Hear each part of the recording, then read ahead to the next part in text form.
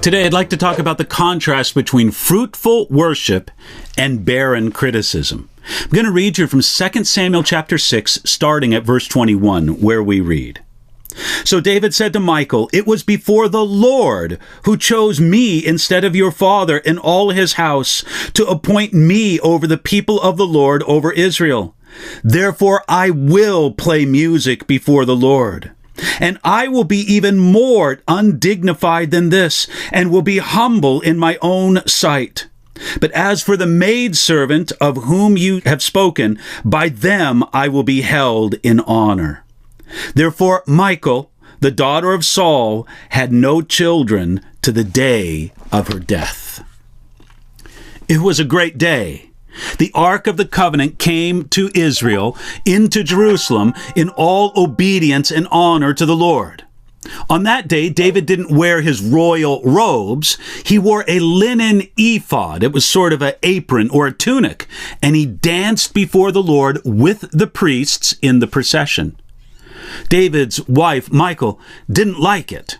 2 Samuel chapter 6 verse 16 says that she despised him in her heart when she saw him in the procession. And in verse 20 of the same chapter, she sarcastically criticized her husband. How glorious was the king of Israel today, uncovering himself in the eyes of the maids of his servants, as one of the base fellows shamelessly uncovers himself. Some think this means that David was immodest and danced in his underwear. Now, that isn't so. 1 Chronicles chapter 15, verse 27 tells us exactly what David wore. Quoting that passage, it says this, "David was clothed with a robe of fine linen, as were all the Levites who bore the ark, the singers, and Chananiah the music master with the singers. David also wore a linen ephod." You see, Michal didn't criticize David's lack of modesty. She criticized his humility. On this great day of celebration, David set aside his royal robes and dressed just like everyone else in the procession. Michal looked down from her window and saw it. David dressed and danced just like everyone else. When David heard those biting words of sarcastic criticism, he didn't let it ruin his day. He simply answered, "It was before the Lord." David did it for the Lord, not for himself, not for others in the procession, and not for Michal. He did it for God. David didn't let Michal's proud attitude bother him. He just kept his focus on God. We also have to say that David's statement, "I did it for the Lord and not for you," that does not justify everything someone might do in the context of worship. If a man brings a trumpet to church and starts blowing out a solo through the whole service, he can't just use David's logic, "Hey, I was doing it for the Lord, not for anybody else."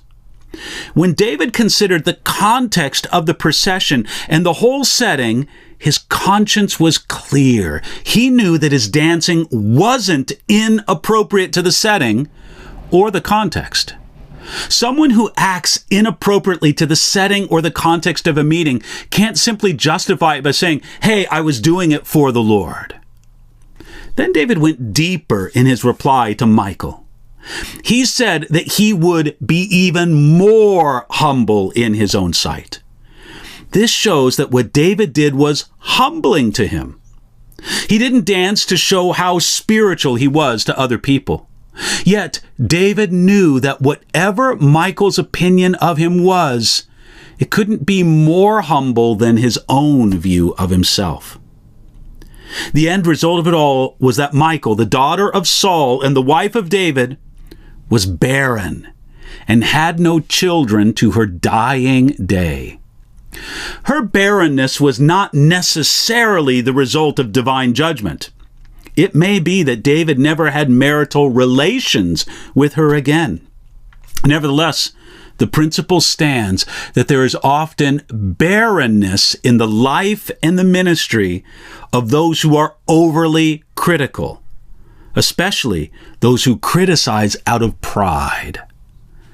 Take a little bit of time to think about it. Are you more like David an exuberant, humble worshiper before God? Or more like Michael, a sideline critic who becomes barren? Let God speak to your heart about that, and speak to your heart about it today.